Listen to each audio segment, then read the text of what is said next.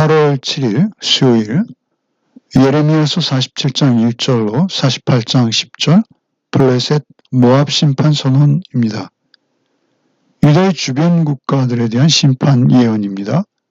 애굽에 대한 심판에 이어서 오늘 함께 묵상할 본문은 역사적으로 늘 이스라엘이 대적해오던 블레셋과 모압에 대한 심판이 기록되어 있습니다. 먼저 블레셋에 대한 심판 예언 본문 1절로 7절을 읽겠습니다. 바로가 가사를 치기 전에 블레셋 사람에 대하여 선지자 예레미야에게 임한 여호와의 말씀이라. 여호와께서 이와같이 말씀하시되 보라, 물이 북쪽에서 일어나 물결을 치는 시내를 이루어 그 땅과 그 중에 있는 모든 것과 그 성읍과 거기에 사는 자들을 휩쓸리니 사람들이 부르짖으며 그 땅 모든 주민이 울부짖으리라. 군마의 발굽소리와 달리는 병거바퀴가 진동하는 소리 때문에 아버지의 손맥이 풀려서 자기의 자녀를 돌보지 못하리니 이는 블레셋 사람을 유린하시며 두로와 시돈에 남아있는 바 도와줄 자를 다 끊어버리시는 날이 올 것임이라. 여호와께서 갑돌섬에 남아있는 블레셋 사람을 유린하시리라. 가사는 대머리가 되었고 아스글론과 그들에게 남아있는 평지가 잠잠하게 되었나니 내가 내 몸베기를 어느 때까지 하겠느냐. 오라 여호와의 칼이여, 내가 언제까지 쉬지 않겠느냐. 내 칼집에 들어가서 가만히 쉴지어다. 여호와께서 이를 명령하셨은즉 어떻게 잠잠하며 쉬겠느냐. 아스글론과 해변을 치려하여 그가 정하셨느니라 하니라. 블레셋은 5개의 도시들을 중심으로 이루어진 국가입니다. 먼저 1절에 가사가 애굽왕 바로의 공격을 받기도 전에 이 예언이 선포되었다라고 하시는 것이죠. 애굽이 북방 갈그미스에서 전쟁을 치르러 가는 중 블레셋의 중심 도시 가사를 친 것은 기원전 609년으로 세상의 역사책에도 기록되어 있습니다. 이 예언은 그렇게 일찍 이미 주어졌다는 것이죠. 그런데 2절에 블레셋을 멸망시키는 것은 애굽이 아니라 하십니다. 북쪽에서 일어나는 국가에 의해서 물결 치는 시내가 휩쓸어 내려가듯 떠내려가게 될 것이다 라고 하시죠. 북쪽으로부터 홍수가 덮쳐오듯 군사들이 쳐들어와서 블레셋을 몰살시킬 것이다 이렇게 말씀하시는 것이죠. 북쪽으로부터 내려오는 군사력, 그것은 명백히 바벨론입니다. 블레셋은 애굽이 아니라 유다를 심판하시는 데 사용되었던 바벨론에 의해서 마치 신속하게 휩쓸려 내려가는 것처럼 멸절될 것이다 라고 하시죠. 3절에 군마의 발굽소리와 달리는 병거바퀴, 곧 군인들이 타고 가는 마차바퀴에 돌아가는 소리에 피난길에 오른 아버지들의 손에 맥이 풀릴 것이다 라고 합니다. 손에 맥이 풀려서 자기의 자녀들조차 돌볼 수 없을 것이다 라고 말씀하시죠. 사실 이미 늦은 것이죠. 자녀들에게 물려줄 것 있다면 블레셋이라는 강한 나라도 아닙니다. 사실 재물도 권력도 명예도 아닙니다. 더욱 늦기 전에 자녀들에게 하나님을 인정하고 하나님 앞에서 그 인생을 살아가도록 하는 것, 그것이 가장 중요한 것이죠. 손에 맥이 풀려서 자신도 하나님의 심판 앞에 있고 자신의 자녀도 이제는 보호할 수 없게 되어버린 것이죠. 4절에 블레셋이 얼마나 철저히 유린당할지 말씀하세요. 블레셋은 전통적 해양 국가입니다. 북쪽의 두로와 시돈 역시 해양 국가로서 그들과 혈맹과 같은 관계였죠. 그러나 이제는 서로에게 아무런 도움을 주지 못한다 하십니다. 이렇게 된 것조차 하나님께서 그렇게 하셨다는 것이죠. 심판하기 위해서 주변을 끊으셨다는 것입니다. 그리고 심지어는 블레셋의 근거지요, 그들이 옮겨왔던 그 섬, 갑돌섬에 남아있는 사람들까지 유린될 것이다. 유린이라는 단어가 자주 등장하죠. 3번 등장합니다. 유린이라는 단어는 성경에서 다른 번역본에 모조리 죽이다 또는 멸망시키다 이렇게 번역되는 단어입니다. 그러니까 그들을 결국 모조리 죽이고 멸망시킬 것이다 라고 경고하시는 것이죠. 블레셋 사람들은 대머리가 되고 자신의 몸을 칼로 베어서 자해할 것이다 이렇게 말씀하세요.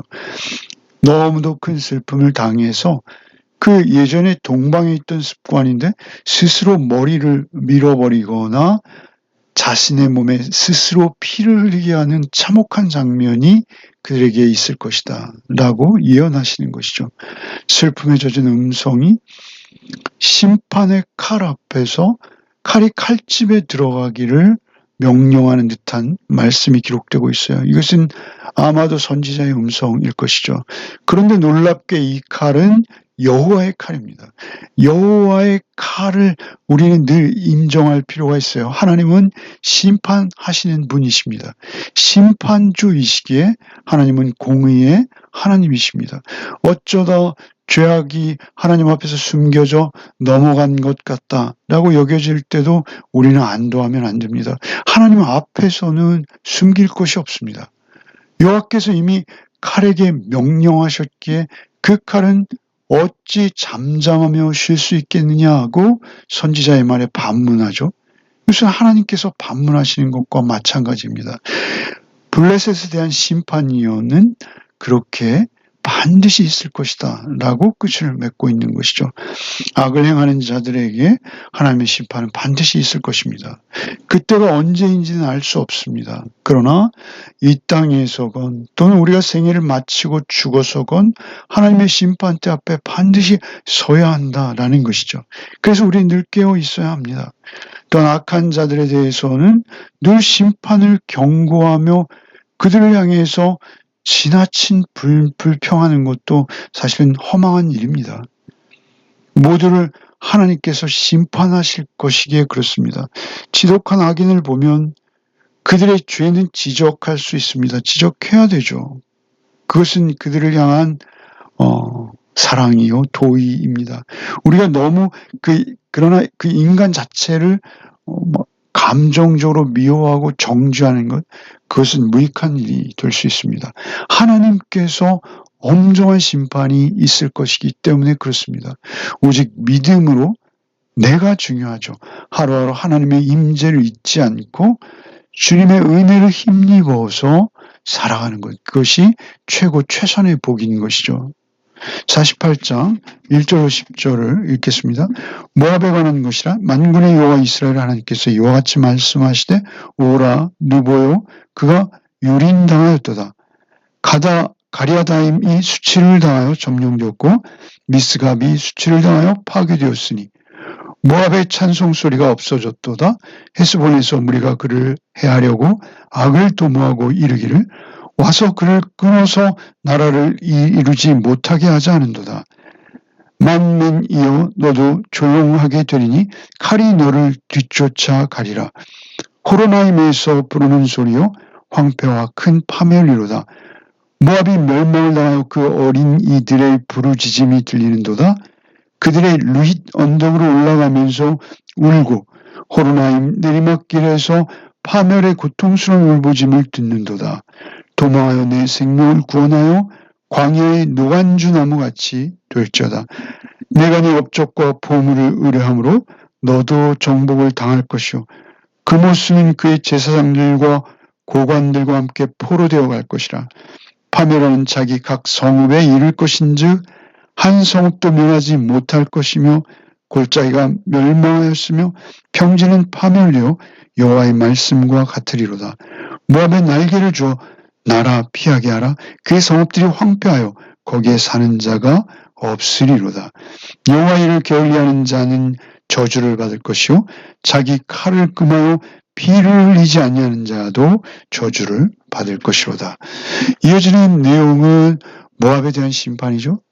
2절은 마치 모압이 점령되고 파괴될 때 그들에게서 찬송 소리가 없어졌다라는 의미로 읽혀집니다. 그렇지만 이것은 그들을 향한 칭송들이 없어졌다는 것입니다. 그들의 칭송함이 다시는 없을 것이다 라는 것이죠. 달리 번역하면 모압의 영화가 사라졌다라는 의미인 것입니다. 어린아이들의 울부짖음이 들려올 것이라고 하십니다. 광야에 쓸모없는 나무와 같이 될 것이라고 하십니다. 심판 전에 모압의 영화와 칭송은 세 가지로 인한 것이었어요. 그들이 영화 칭송을 받은 것은 그들에게 업적이 있었고 보물이 있었고 금오수가 있었다라는 것이죠. 첫째 업적은 무엇입니까? 업적은 그들이 세운 난공불락에 잘 쌓아올린 성벽을 말하는 것으로 보입니다. 성벽을 아무리 잘 쌓아도 그것들이 그들을 지켜주지 못한다는 것이죠. 오히려 그들을 교만하게 하는 것이죠. 둘째는 보물입니다. 보물은 물질적 성공, 곧 경제적 유익을 말하는 것이죠. 그들은 아주 부유했습니다. 가뭄이 들면 모압으로 피난 갈 정도로 그들은 늘 풍성했어요.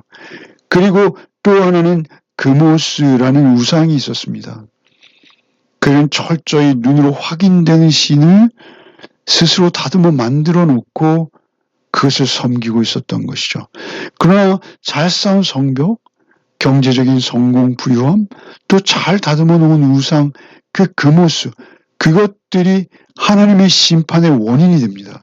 그것들이 하나님의 심판으로부터 오히려 보호하기는커녕 그 보호할 수 없다는 것이죠. 오히려 심판의 원인이 되는 것입니다. 오히려 그 보물과 금오스 우상은 포로가 되어서 상대국에 옮겨질 것이다 라고 하십니다. 당시 전쟁에서 이긴 승전국은 패전국의 우상을 자신의 신전에 가져다 놓았다고 합니다. 그 금오스라는 우상만이 아니라 제사장들까지 데려가 버릴 것이다. 이렇게 기록하고 있죠.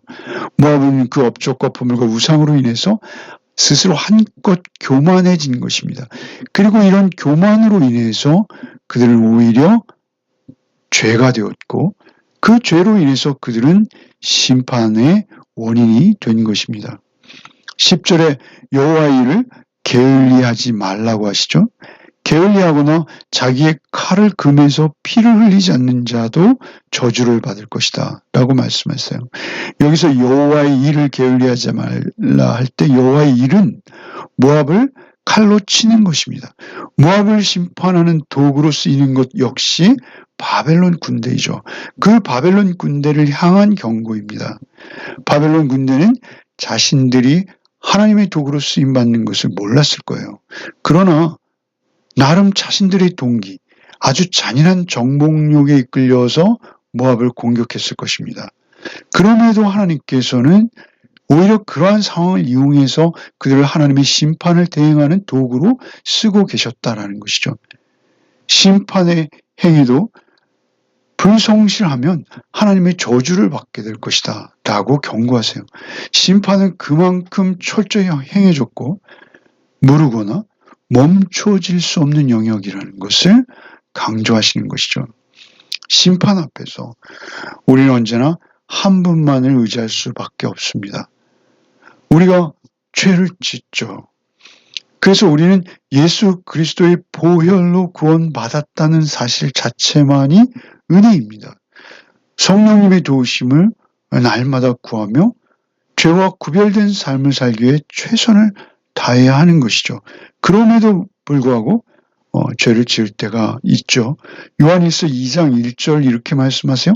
나의 자녀들아 내가 이것을 너희에게 쓰면 너희로 죄를 범하지 않게 하려 함이라. 만일 누가 죄를 범하여도 아버지 앞에서 우리에게 대언자가 있으니 곧 의로우신 예수 그리스도시라.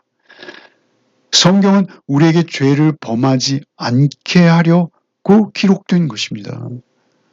그럼에도 불구하고 우리가 죄를 범할 때는 우리 앞에 우리를 변호해 주시는 우리 대언자 의로우신 예수 그리스도, 십자가의 의로우신 예수 그리스도가 계신 것을 우리는 잊지 말아야겠습니다.